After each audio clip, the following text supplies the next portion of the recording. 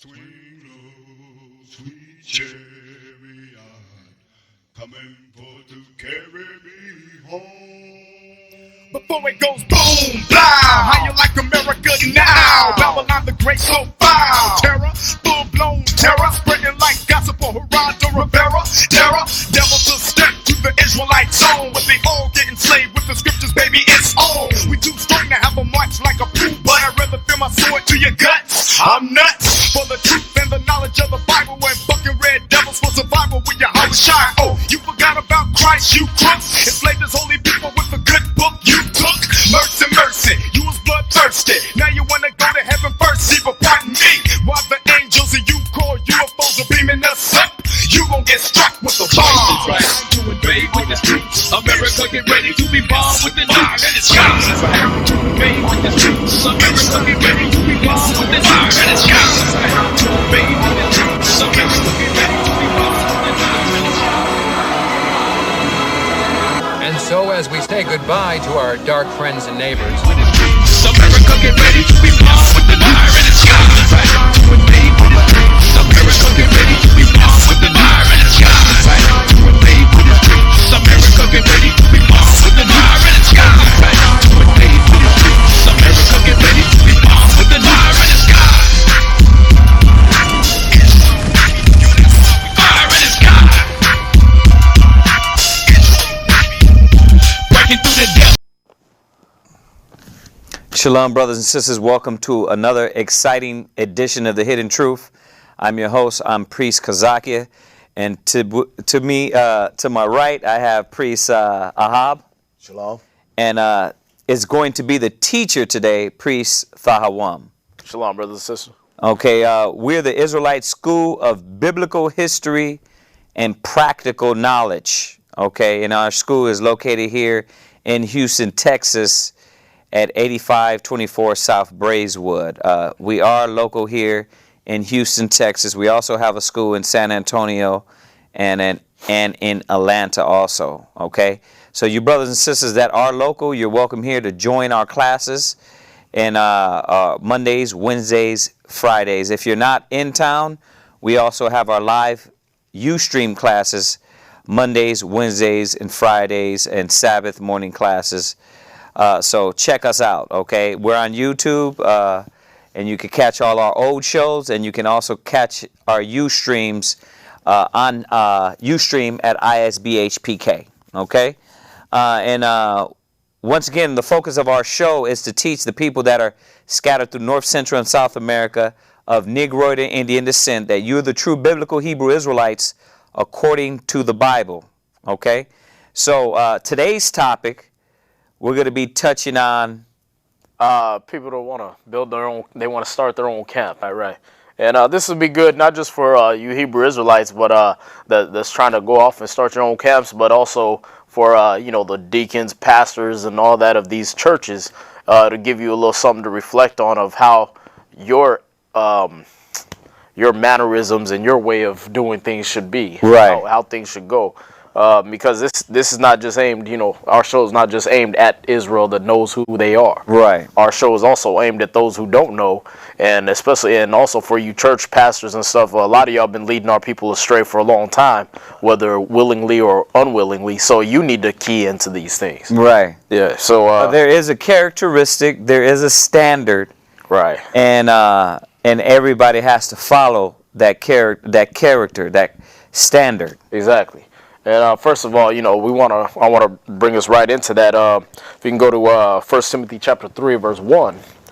And we're going to read down just showing the qualifications of, in the churches they have these words, deacons and bishops and things like that. In the old time, right, we had titles like officers of 50, of 100, of 1,000, and captains and things like that. Right. So this is going to go for Hebrew Israelite and for Gentile-minded alike. Right. Okay.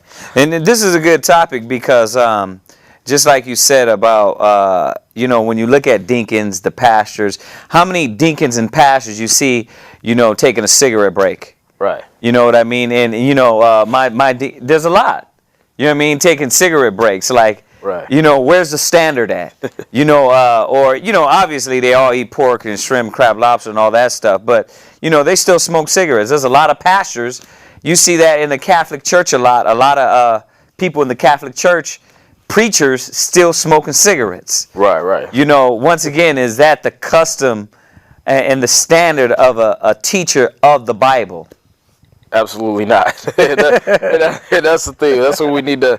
That's what, and it's not so much as are they being sticklers for the law and everything like that. Is, you know, okay, we got the law. We know what the law says, but are you making sure you're an example? Right. Are you making sure you're the example and sacrificing those things that, you know, they might be something you like to do, but are they good for the congregation?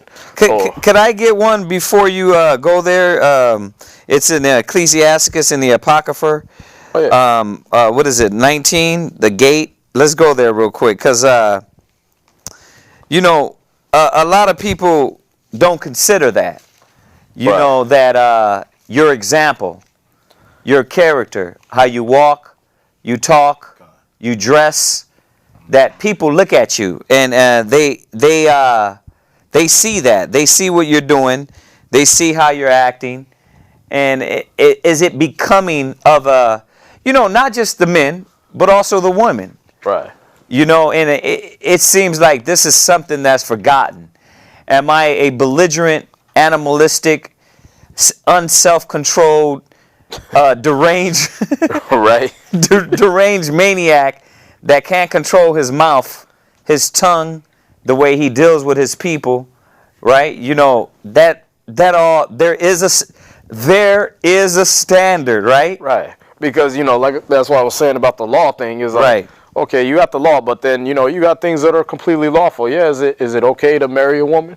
Is it even okay to marry a woman in the congregation? Or yeah, but the thing is what kind of example are you setting? Are you the pastor that's getting up on the pulpit just to look at the women in the congregation? Right. You know what I mean? Right. Are you the one that's basically hunting for your woman in amongst the flock? Right. Or are you up there teaching the word of the Most High, seeking Him first, and waiting for the Most High to add those things unto you? Yeah. I just want to add this one Right, because it's going to take us right in there. It's Ecclesiasticus 19, verse 29. Ecclesiasticus 19, verse 29. chapter 19, verse 29. Yeah. A man may be known by his look. Yeah, so it's plain. It's straight to the point. You are known by your look. And as we touch on all these scriptures, how you dress. If I had butter lips, Right. you know what I mean, shaved lips, and I had my legs crossed, and I had, you know, my private part bulging out, you would say, there's something with this guy right here. You know, what Right. is he about? What is this man about? You know, it shows what you're about. You know, you could see a businessman, he has a business suit. Right. You see the thug, he has his pants sagging. You see the homosexual, right? He has the buttery lips, right? Go ahead. A man may be known by his look. And one that hath understanding. Right, and one that hath understanding, also you would know them. Right. Right? Go ahead. By his countenance. By his what? By his countenance. Yeah, and there's an aura that a man of understanding gives off. Yeah. And that aura is the characteristics that you're going to touch on. Exactly. Is those characteristics. You know, we got to get out of this, you know, the Bible, you can be any way you want to be and then you're going to be saved. You know, it's not going to happen that way. We have to put off the old man and put on the new. So the new man is identified by characteristics, by dealings, how he talks, how he walks. It's going to tell us. Go ahead. When thou meetest him. Right. Verse 30. A man's attire. Right. And excessive laughter and gait show what he is. Right. So his attire, why he's dressed. You know, you get the comedians on YouTube. Oh, you guys, why are you dressed like that? Or you guys look like you're in a band. You know, it shows what we are, though. You don't know what we are. Right. You know, and only the ignorant can speak ignorantly. Right. A man of wisdom would ask, you know, and say, well, why are you dressed like that? Right. You know what I mean? Instead of making fun, but that's Americans. They're ignorant as hell. Right, so a man's attire, excessive laughter, if he's laughing all the time, if he's too playful, or if he's angry all the time. Right. And this is what us as Israelites, we have to see. You know, the characteristic of a bishop, a pastor, a deacon, right? The characteristic of a thug, a crazy man, a lunatic. Right? There's characteristics. Right. Go ahead. That was the end. Right. So read that part again, the last of 30, one more time. Ecclesiastes chapter 19, verse 30. A man's attire Right. and excessive laughter Right. and gait show what he is. Right. And gait is even talking about your walk. Yeah. So, just Like the pastor that likes to do the pimp thing on TV. it cuss all the time, right? That's gonna show what I you wouldn't are. even call that guy a pastor.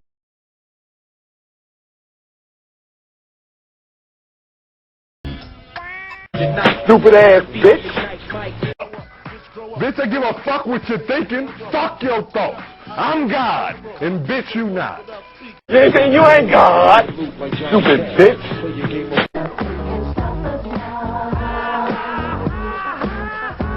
The fuck's your problem? You need to watch that damn language. Bitch, I'm God. You ain't How God. the fuck you doing? So that guy is, I think everybody knows that guy is somebody that just, a lunatic. That's I wouldn't. The Most High wouldn't. But the thing is he has a following. And Wow. there are people paying this dude, Right. and he's walking around. He's dressed like a pimp. He's got the cane. He's got the lingo, and he cusses every other sentence. You know what I mean?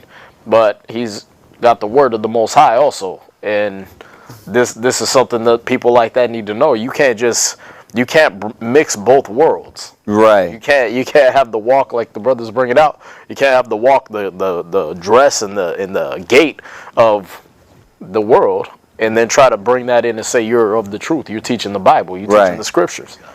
Something got to change. You got to be transformed, like the scriptures tell us in Romans 12, right? Romans 12 and 1 and 2 tells you got to be transformed. You can't stay the same as you were in the world. If you were a pimp and the Most High called you to teach His word, He didn't call you to stay a pimp and teach the word. He said change. So let's get some of these out because time runs out fast here. Right. The first scripture I wanted was 1 Timothy chapter 3. We're going to start at verse 1 and go through verse 13. Just it's a nice little brief overview to show brothers and sisters, you know what I mean, that are trying to show represent this word, what kind of qualifications they need. All right, go ahead. 1 Timothy chapter 3, verse 1. This is a true saying. If a man's desire the office of a bishop, he desired a good work. See that? If you desire, I want you to read that one more time. Read it a little bit louder. This is a true saying. If a man desired the office of a bishop, he desired a good work. See that? If you desire the office of a bishop, which is basically a leader of the church or a leader of the flock, you desire a good thing. Most High is telling you, pat on the back for you because you're stepping into a realm that a lot of people don't want to step into. Right. That a lot of people step back from. They don't want the responsibility. Yeah. They don't want they don't want to have people's lives weighing in the balance. Right. In their spirits. So if you desire the office of a bishop, you desire a good thing. Go ahead. Verse 2. A bishop then must be blameless. A bishop has to be blameless. That means you can't be sniffing coke and then jumping in front of the TV or on the podium or whatever. You can't be smoking weed and your eyes be bloodshot red and you coming in trying to teach the word. Those worlds don't mix. Yeah, it's perfect because how are you going to show people to depend on the Most High, right, and the Spirit getting you high as opposed to drugs? Right. You know? Right. How are they supposed to know to depend on the word Right. when you get high to solve your problems? Right. Right? Yeah. Go ahead. 1 Timothy chapter 3, verse 2.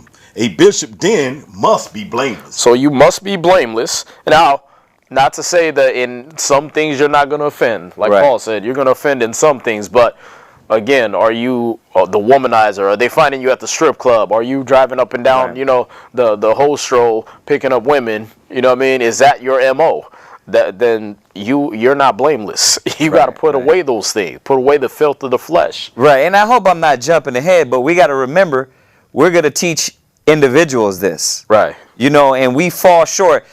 Could we get this out here? That the disclaimer that we are not perfect. Right. And we are not better than thou. You know what I mean? But at the same time, there is a standard. You know, and I think the misconception is that the zeal, it says, there's a scripture that says, the zeal eateth up the daughters of Zion. And the thing is that you have a lot of diligent men and women that want this word. Like a lot of young brothers want this truth. And Christ is black. I'm an Israelite. I want to stand up for something right. But I'm still getting high. Yeah. But I'm still beating my rib. But I'm still having sex on the Sabbath.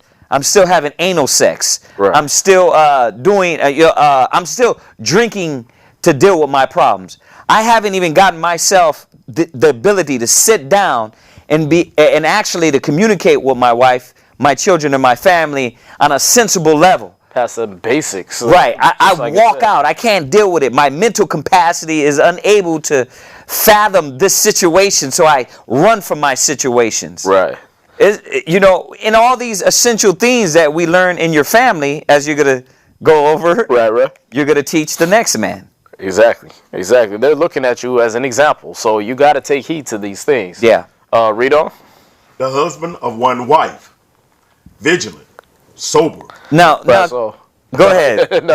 I mean, you can bring that out, because that's not a point I was going to touch. No, but it is a point. Yeah, right. The point is this, that where is these men's focus? You know, this is a good thing when it comes to a man having more than one wife.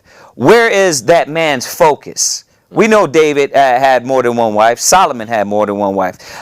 Samuel had more than one wife, right? But where is, when you are ready to take this office, where is your focus supposed to be? It's definitely not supposed to be on Solomon had 1,000 wives. Right. How are you going to take on the office of the Most High and not understand this first? Right. And that's the point. Read it one more time. The husband of one wife. And we know in the Greek, it says your first wife. Now, we know lawfully, biblically, technically, the men of the Bible had more than one woman.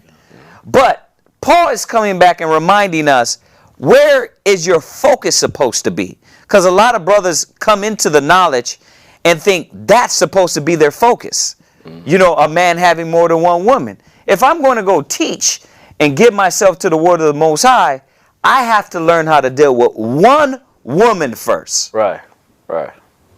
Yep. That's right on point. And this is the start. This is the beginning of it. Is that okay?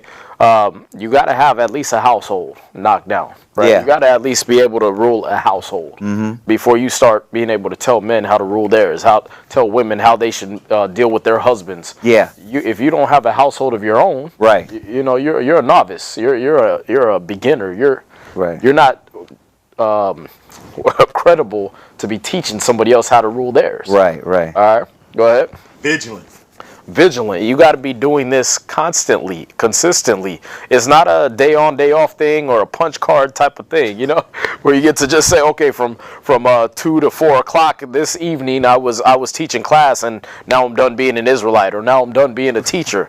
You're an example in everywhere you go and everything you do. All right. Yeah, because you're learning that in your household, in your family, in your nation, because if that brother calls you and says, hey, listen, I'm finna kill myself. Oh, well, I just checked out. Right. I hung up my Israelite garment.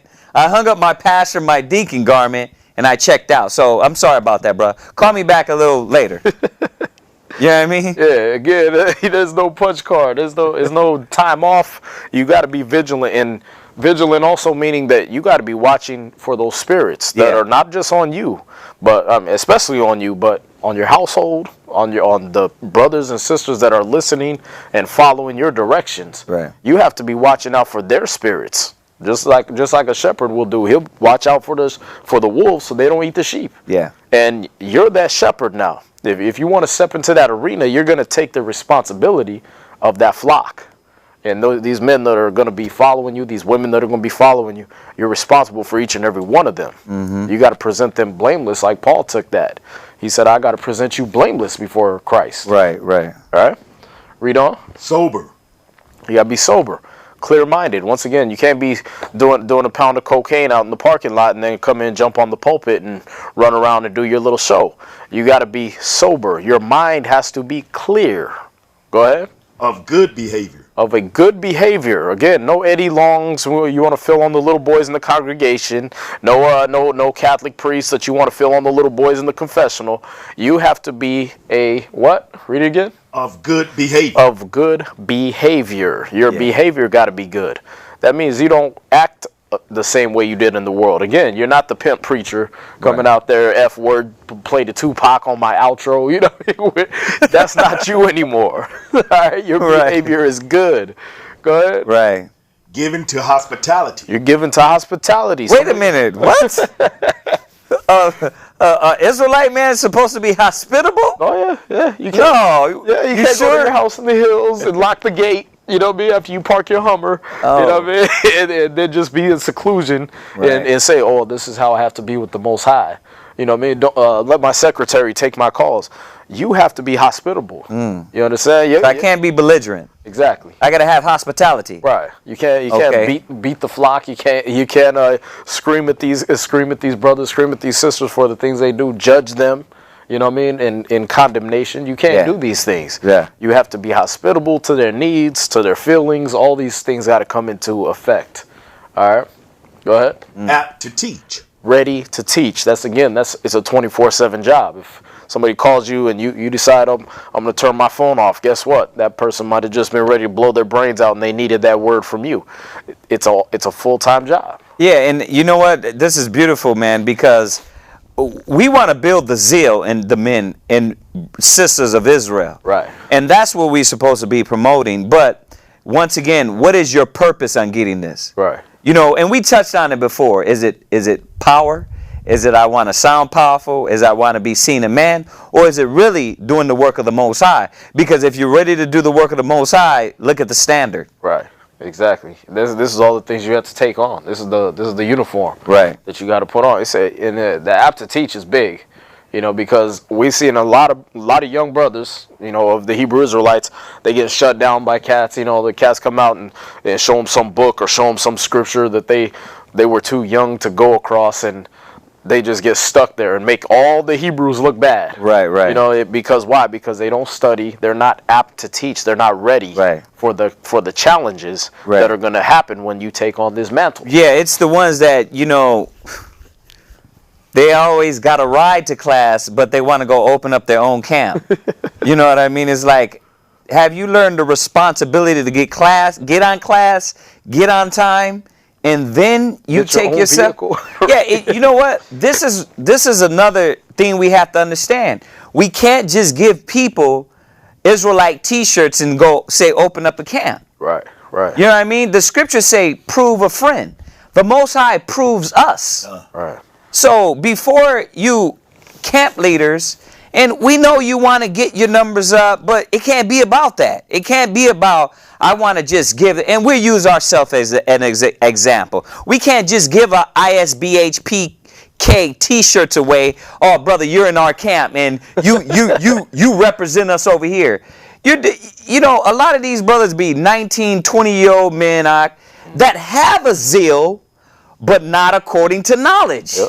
And you got cats like Polite, Sonnetter, they come out there and throw some weird stuff at them, and it's basic, but they never took the time to be a student.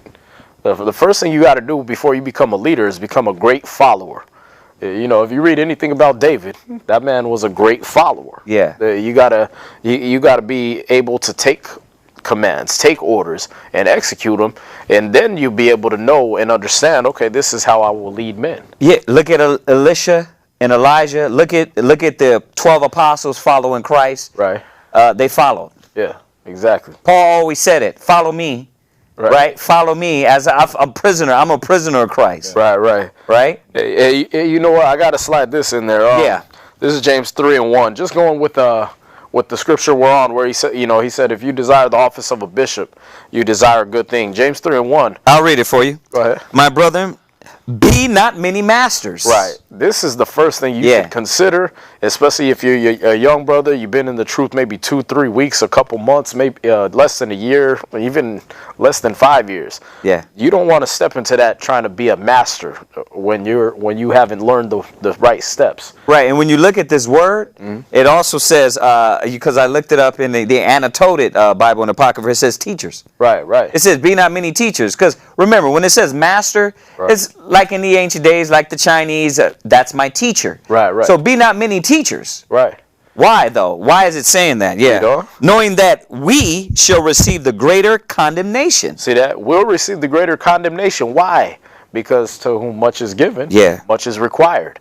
The Most High is entrusting you with the word of his kingdom. That means you're supposed to know all the law. You're supposed to know all the scriptures. Right. And you're supposed to be following them. And you're responsible for more scriptures as you keep learning and growing in this. So if you make that is beautiful, man. Because I even as me coming into the truth, I really realized that as a young man, why the Most High said he didn't pick the priest till 30 years old. Right. Because me coming in the truth, I didn't know nothing about how to deal with a household, a wife, my children, have patience. Yeah. You know what I mean? I had to learn this as but the zeal was there. And don't we get that a lot? Oh, yeah. We get that a lot. Brothers come in, I'm 20-some years old, but you don't know how family discipline, how to brush your damn teeth. A lot of brothers don't need to know about health and taking care of their body, mind. Right. And they have the zeal, and this is where we've been falling short. Right. We have the zeal, but it's not mixed with knowledge. Yeah.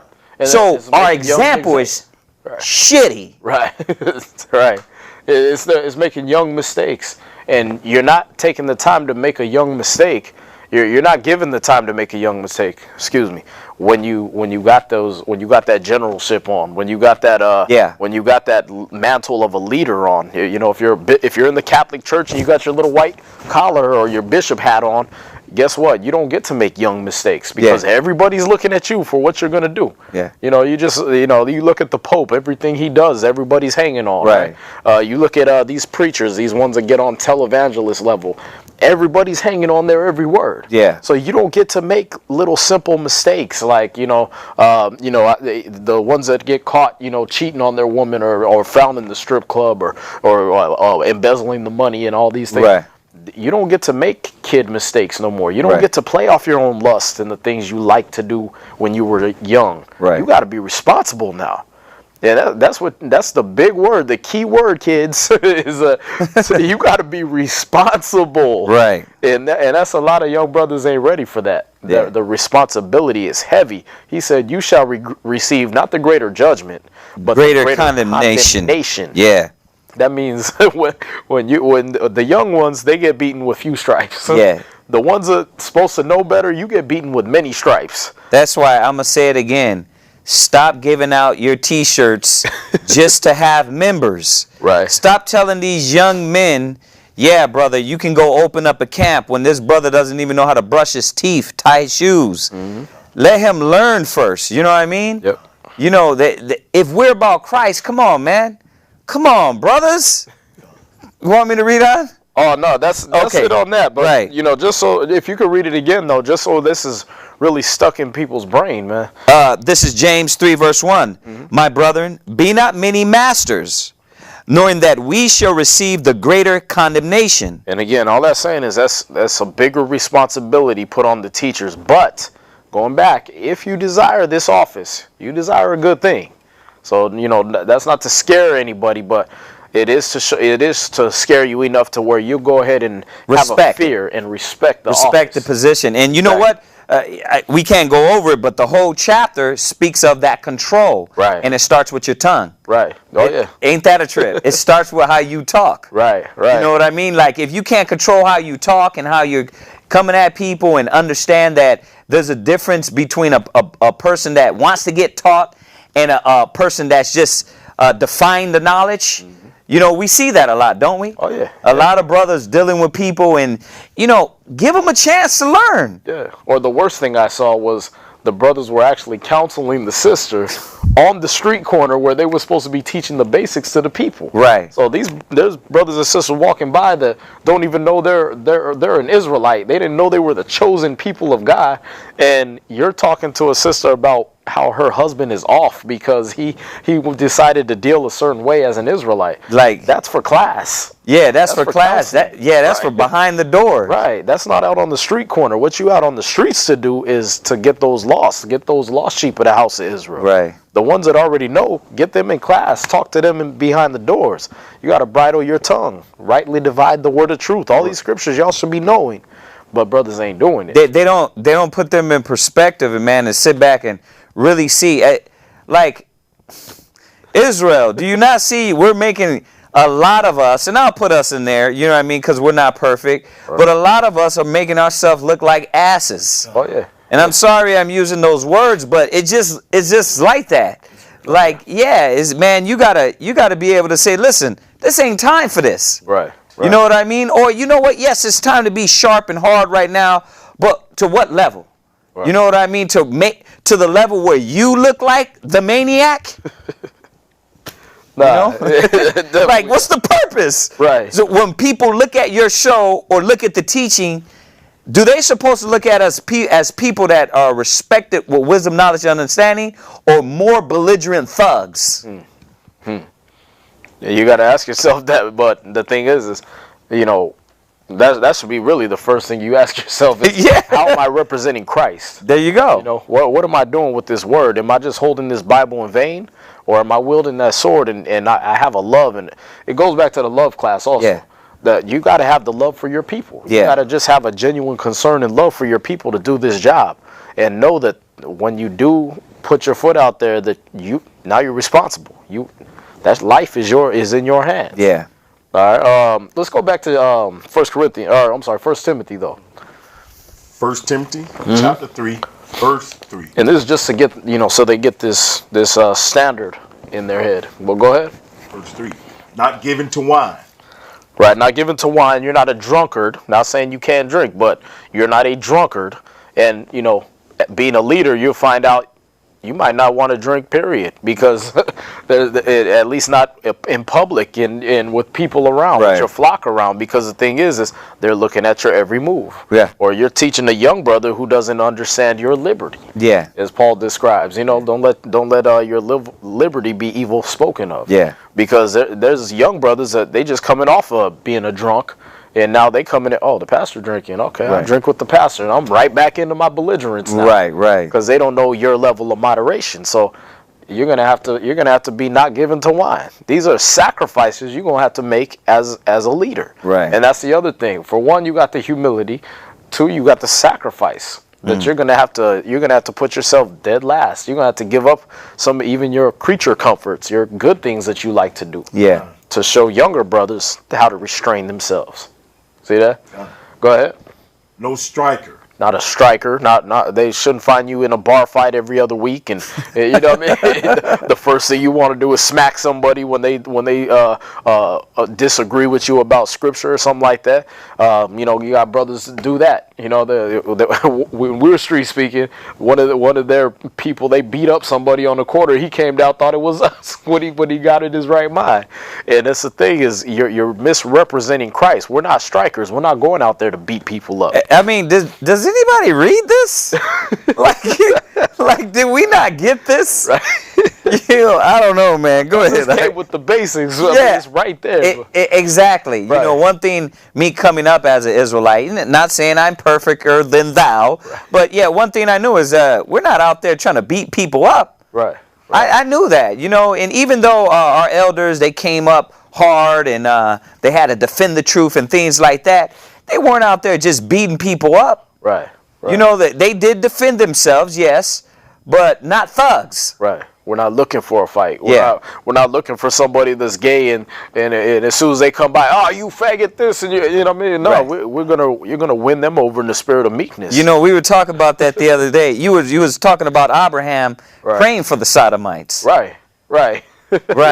Yeah, I mean that's what a righteous man would do. He ain't got time to hate. He's got to build. Right. See that? Read on. Not greedy of filthy lucre. Not greedy of filthy lucre. Not one of these big time preachers of L.A. You're trying to get your Bentley and that's why you became a pastor. This is not what that office is for. You're actually probably going to be broke. Right. 90% of the time. I mean, because you're not in it for the money. You're in it to teach the flock.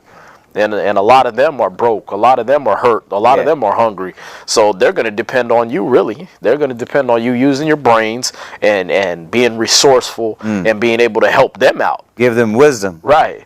But if all you're all about is yourself, well, then you might as well be up there with Joel Osteen and be up there with these T.D. Jakes cats and write your little books and everything because that's not what this office is for. You don't read about Christ taking a collection plate. No. You know, when it came time to pay taxes, he had to make a miracle happen.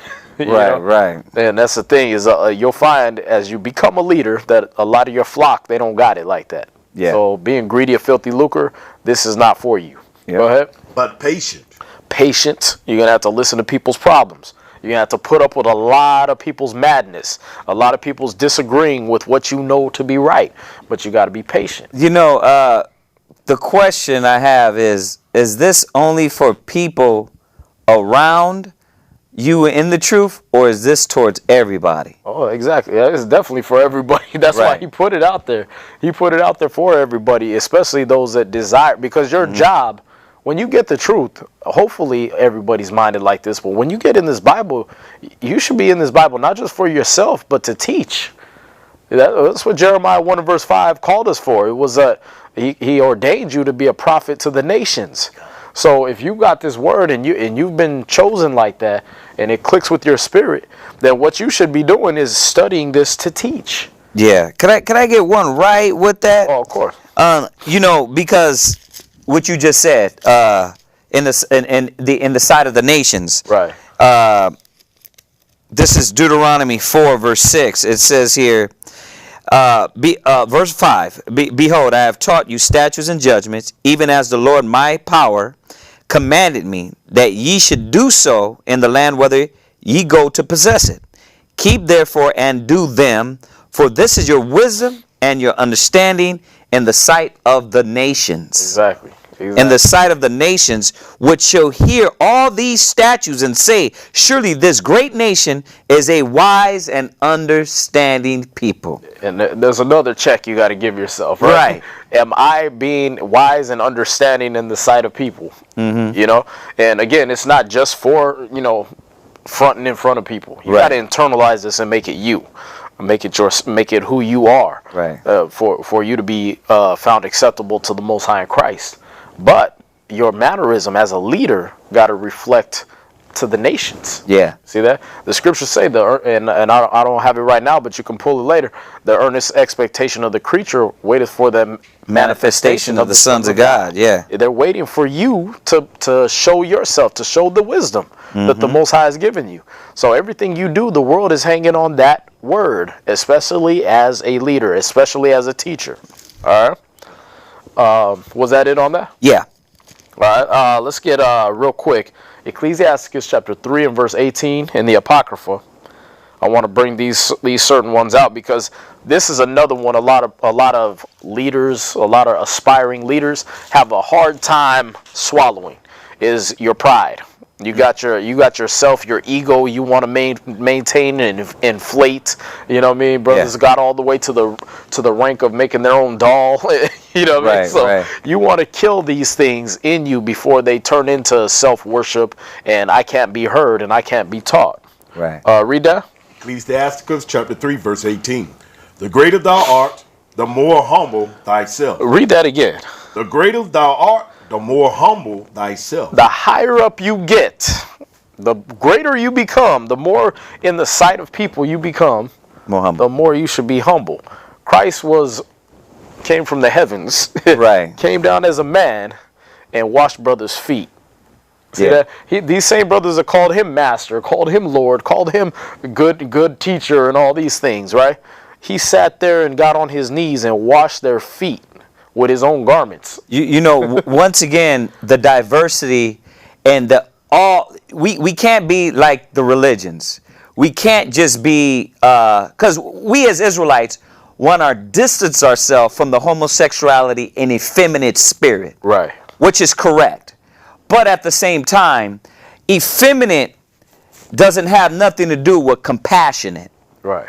Effeminate doesn't have nothing to do with loving and respectful. Right. So this is where we have to, it's a line that we teeter, and brothers have to understand that we have to, all those things have to be in us. Right. Not the effeminate, but the loving, the respectful, the courteous, the hospitality. Right. And all these things is going to keep us humble. Right. You know, sometimes we want to be so distant from the religion. We're like, yeah, I'm just like, ah, but it's like, hold on, brother. Christ called Peter a devil, yes, but he came back and washed his feet. Right. There's got to be a balance. There you go. It was a diversity. He wasn't all the time calling him a devil. Right. Like every mistake he made, he wasn't like, you devil, you got demons on you. You Right, he checked them, right? And that's exactly what meekness is. It's okay. I know how to control myself so that when I want to snap, I can be humble and humble enough to say, I'm just going to win you over in the spirit of meekness. Right. You know what I mean? But at the same time, knowing when it's time to go ahead and if you're the meek person all the time, when you got to turn into the other person, Yeah. when you got to turn into the lion and defend the flock. So you got to know both worlds and how to control that. You know, a scripture we toss around to each other a lot. It says, answer a fool not according to his folly. Right. Then it right. comes back and says, answer a fool according to his folly. Right. You know, so it shows you the diversity that there is a time for all things. Sometimes you have to approach it with the sword. Right. You know what I mean? But it's still a respect to cut and dice. Right. And then sometimes you got to just say, you know, you got to leave that alone. Yeah. A lot of brothers don't apply that. Right. And those are the ones we want to just go out there and tell, sit down, man. Just yeah, like, go relax. back to class. Yeah. Because the thing is, you know, you're making everyone look bad. You're making brothers that are also teaching this word, you're giving them a hard time. Now we going outside in the fringes and everything, but unfortunately we're dressed exactly like the brothers that's over there talking about it's okay to mess with little 9-year-old girls. And, you know, that's the thing is, you're making us look bad, and Right. that's the problem. Is you got to have some humility. I want you to get Hebrews 5:12 real quick. Right. Yeah, that's right on point, man. And you know, like us, we kind of wear all different colors. Right. You know, sometimes we got on black today, like brothers from FOPE. Right. You know what I mean? Then we have on, we might have on purple, like Israel United. You know what I mean? Then we might have on. So we get people thinking we're everybody. Right. They're like, well, who are you guys? Like trying to put us in that box. Right. We should all be the same in character and standard. Same mind. You know, same mind, same judgment. You know, with that same respect, but dealing with people with dignity. Right. And yes, with the word of the Most High, dicing them up and correctly showing them the word. But at the same time, being able to communicate with people. Right. You know what I mean? We don't have to yell at each other. We don't have to do that all the time, man. Yeah. Communication is not just talking at people. It's there you go. To people. Teaching. Right. If you're a preacher or a teacher, what is that? Right. That's not a yeller. Right. Exactly, man. Good.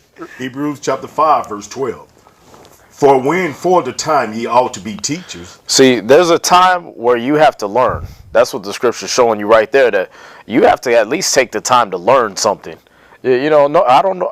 It's weird. I only seen this amongst our people, though, is that, right. You know, they can go to all these big schools, and as soon as they go into, you know, the calculus class or being whatever they have to do to be a doctor, yeah, they go in there and they sit down and they listen attentively. Yeah. And whatever the teacher said is like the word of God to them. Right. But when they come in the truth, it's like, oh, hold on, you did that wrong. You know, it's like, yeah, it's like, you want to correct. You know? Or I'm going to come to the 3 classes and then now I'm going to go start my own camp. Right. And that's the thing is when the time you ought to be teachers, read. Ye have need that one teach you again. Some of y'all need to go back to class, man, and learn what? Which be the first principles of the oracle of God. See that? You need to learn the basics. Yeah. A lot of y'all haven't even came across this 1 Timothy we've been reading. The qualifications of a bishop and a deacon. You need to go back and find out you can't be a novice to take this office. A novice is a beginner. You can't. There's no job on the earth where you get to be a beginner and they put you in charge of everything. Right. I'm sorry, you don't get to be a master electrician because you bought a screwdriver and a light bulb. That doesn't work. Right. You got to have the tools and the know-how. You know what I mean? Right, you can't be a master plumber just because you sag your pants and let your butt crack hang out. Yeah. They're not going to send you down sewer pipes and unclog babies and all this stuff. Right. You're going to have to learn the tools of the trade. If you don't got these scriptures down, if you haven't been through 1 Timothy 3, you got to go back. You're going to have to go back and be taught again that it's not your time to be a leader. Yeah. Keep the zeal, but it's not your time to step up in that position. Yeah, man. And once again, this is what we're trying to do. We're trying to promote the strength. Right. And for the nations to see us and say, okay, this is a wise and understanding people, man. Yeah. And I want you to read on with the rest of that, because this is part of the understanding. Part of that wisdom and understanding is this. Read. And are become such as have need of milk. Being able to humble and say, you know what, I need to get myself centered. I need to get this milk. I need to go ahead and drink this up and become strong off of this. You have need of the basics. Right, and we made a little checklist mentally. I made a little checklist. If you're still psychologically battling your life, punching holes in walls, right, maybe you need a little discipline. Right. You know, for the very true beginning of her is the desire of discipline. Right. And the care of discipline is love. So if you want to get wisdom, you got to get understanding, right? Yep. So, you know, if your anger controls you and you're choking your woman out, maybe you want to learn these essential things. Right. If you can't stand your kids, if you're trying to get high all the time, if you're drunk all the time, if you can't function, you know, correctly, going to the Bible and letting this calm you and discipline you and control you, and being whooped, like David said, with these scourges, the word, then, you know, there's an issue. There's a problem. Yeah, it's something wrong with you that you need to go back, again, take the humility route, right, and say, you know what, I have a problem. Let me fix that before I decide to fix other people's problems. Let me take the beam out of my eye, right, before I go trying to pick out the little motes from other people's eye. Because we's are going to be accountable for what we do and what we say and what we teach. So we, you know, us too, have to know what we're dealing with, man. Oh yeah. You know, I'm thinking the Most High, man, He's given us, like it says, He's long suffering, because, man, you know, like I said, in our youth we done made so many mistakes, but, you know, coming back, if you're sincere, if brothers are really sincere, they'll look at these scriptures and say, hey, that does say that. Right. It does say hospitable. Right. It does say control, you know? Yeah, exactly. And it's another one I got to put in there too, you know, before we get back to 1 Timothy for the rest of these qualifications. But I want you to read Romans 15 and verse 1. And this is another big qualification that you're going to learn. It goes with being patient. It goes with being apt to teach. It goes with being not a striker. It goes with these type of things. It goes with not being a drunkard, not being given to wine. All right. Romans 15 and verse 1. I'll read this one. You can jump back to the next one. We then that are strong. If you consider yourself as a person that is strong enough to lead people, if you are, okay, I got the basics down, I've had my lifetime of classes, we telling y'all want to take at least 5 years in the truth before you start saying I want to start a camp. Right. But if you consider yourself in the strong level, you that are strong have to do what? Ought to bear the infirmities of the weak. You're going to have to carry a lot of weak people. That means you're going to need a lot of strength. You're going to, it's like, you know, if you work in a hospital, right, you got to have at least the strength to be able to lift a patient. Yeah. Right? Before you can fix them, you got to pick them up off the floor. If you don't have the strength to do that, well, shoot, you need to go back to the gym, or you might need to check yourself into a hospital yourself. You know, and that's the thing, is a lot of brothers come in like this, a lot of sisters come in like this. They think they're strong. They've put themselves on this strong level, and then they find out, you know what, I can't handle this. I can't handle the problems. Then they become given to wine. They become strikers. Right. They become all the bad things they're not supposed to be. The principles of the doctrine goes back and teaches us, Timothy's, you're going over, you're touching on it. You know, if I can't do this with my family, do this with my household, do this with myself, you know, and I'm not ready to give up everything. Let's think about those scriptures. He that saveth his life shall lose it. Right. Right? If any man love father, mother, brother, sister more than me is not worthier than me. Right. What about when your wife leaves you and you got, you know, these brothers depending on you? Right. And, you know, this topic came up because, once again, you know, we see that a lot. Right. Brothers are from out of town and they give brothers the okay to start a camp. Like, did you sit down with this man and even know that he was psychotic? Right. Like he was crazy, or he was emotional, that he just cries for everything. Right. Like you didn't go through, brother, stop this. Right. Like sit down and do it the right way. That way these men can be legitimate teachers and helpers to our people. Right. You know, not adding more more to our problems. Okay.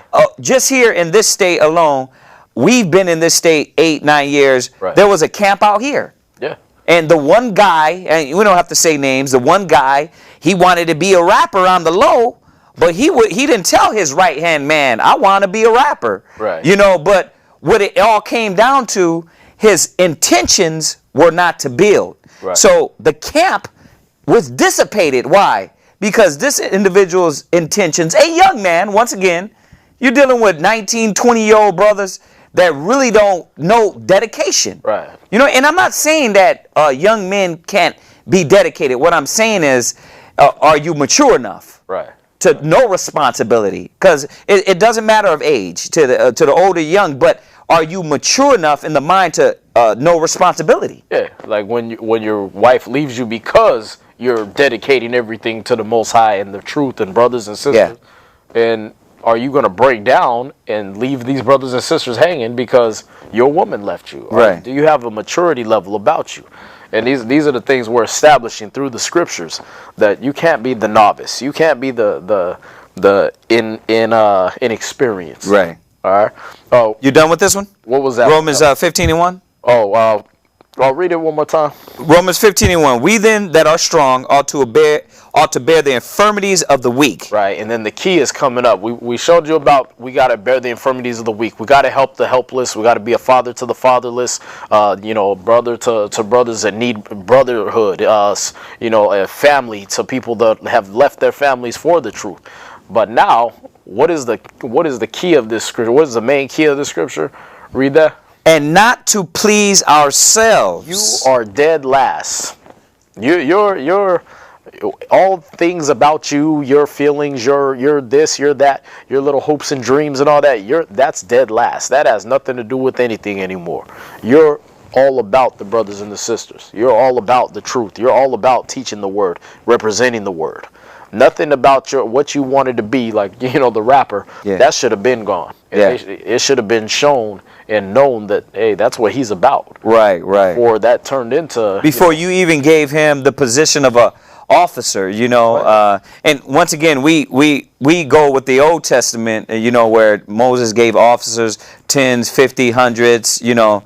Thousands and things like that. Some brothers use deacon pastors. So forth and so on. But yeah, man, this is it. It's a disease in Israel, man. Bro, yeah. These younger leaders and some of these leaders that have been in there a while that leave office, they forgot the real basics. They forgot the milk. They need to go back and get taught that it was for the hurt of the daughter of my people. Yeah, you were hurt and you wanted to teach that fire that was in you. You left off your first love, Revelation 2:4. So basically, what you're saying, if you want to stay a debater, stay on Facebook. Right. Go to the comments and go say all the negative stuff. Right. Don't try to start a camp. Right. You know what I mean? Because you don't know about dedication, giving yourself to this character and standard. Exactly. And again, if you don't know these things, go check out the love class we did. That's on YouTube. What do we call it? Where's the love? Or I think so. That was the great debate, right? No, the last one. Charity. The charity one, right? Right. The charity one, right? So if you wanna find out what the more requirements that you're gonna need before you step up into that leader position, you got to know about that love, that charity. You got to be ready to help those brothers and sisters. They got to be for them. Right. And once again, let's make a point to say this: that brothers and sisters, this is as much as important as Christ being a black man, right? As the truth and you learning that Christ is a so-called Negro. Right. This is important. It's right there with it. Because like you went over with the charity, all the knowledge shall fail. What are you going to have? Yep. Those two things that the Most High said, love the Most High with all thy soul and all thy might, and love thy neighbor as thyself. Well, is your intentions on teaching towards loving your neighbor? Right. Yeah. Read on. Let's get back to 1 Timothy, and you're at 3, right? Go ahead. 1 Timothy chapter 3, the end of 3. Okay, go ahead. Not a brawler. Right, so he's not a brawler. Again, not fighting all the time. Go ahead. Not covetous. He's not covetous. He's not always looking at things, carnal things, material things, trying to figure out how to get that. He's about more on the spiritual. How can I achieve a certain spiritual level, and how can I get the brothers and sisters that are looking up to me and depending on me to that same level, if not above. You want these brothers, you want to be pushing them into the kingdom, not having them ride your coattails. You're dead last. You should be the one pushing them. Right. You know what I mean? You should be in the kingdom last. Why? Because you pushed so many ahead of you. Yeah. You know what I mean? Not because you was running there to get there yourself and left everybody behind. You know? And that's where it gets into these cats with the book of Enoch, the book of this, the book of that. It's like you left off the milk. Yeah. Now, who are you going to feed? You got nothing but steaks strapped to your body, and you got babes that are starving. You didn't have the charity. You don't have the requirements it takes to be a leader. Read. 1 Timothy chapter 3, verse 4. One that ruleth well his own house. Rules his own house. All right? You got to rule your own house first. Going back to that, got to be the husband of one wife. You have to be able to rule your house. You can't have unruly kids and you think you're going to deal with grown men. You can't have kids that just, they ready to make pipe bombs in the attic, and you over there trying to tell another man, how to rule his house, how to get his kids in order. You're just going to look like a hypocrite. All right, go ahead. Having his children in subjection. He got his children in subjection. Go ahead. With all gravity. With all gravity. They're serious kids. He takes their well-being seriously. Go ahead. Verse 5. For if a man know not how to rule his own house, how shall he take care of the church of God? Right. You ain't even seen a woman, touched a woman, you ain't messed with one, but you're going to tell other grown men how to deal with their woman. And we're not talking about you in a Paul situation where you decided to be a eunuch. We're talking about you just ain't experienced in that area yet. How are you going to start telling people how to rule their house? Read it again. For if a man know not how to rule his own house, if you can't rule your own house, if you got dishes piled up to the sky in your own house, the toilet got doo-doo hanging off the side of it in your own house, how you gonna keep a classroom clean? Right. You know what I mean? How you gonna treat a classroom which becomes a temple of the Most High? How do you treat your body? How do you treat brothers and sisters? You can't even keep your own house clean. You can't even keep your own shoes clean, your own clothes clean. Your hygiene. Right, your breath stink. How are you going to rule the house of the Most High? You just going to have a bunch of little stinky mouth people running around trying to quote scriptures at people in their face, melting half their glasses off? You got to teach by example. Go ahead. How shall he take care of the church of God? Right. If you can't rule your own house, how will you take care of the church of the Most High? Right. The way you deal with your own house, that's exactly how you'll deal with the church of the Most High. If you still living in your mama's house, man. you might want to see, and that's why every Israelite camp, they have a program. It's called the Trooper Program. Right. And go be part of that program. Like we always say, if you can't dedicate yourself to being in class on time, if you can't dedicate yourself to bringing a pen, a paper, your Bible, right, and writing notes down, it's just like everything else, man. This ain't rocket science.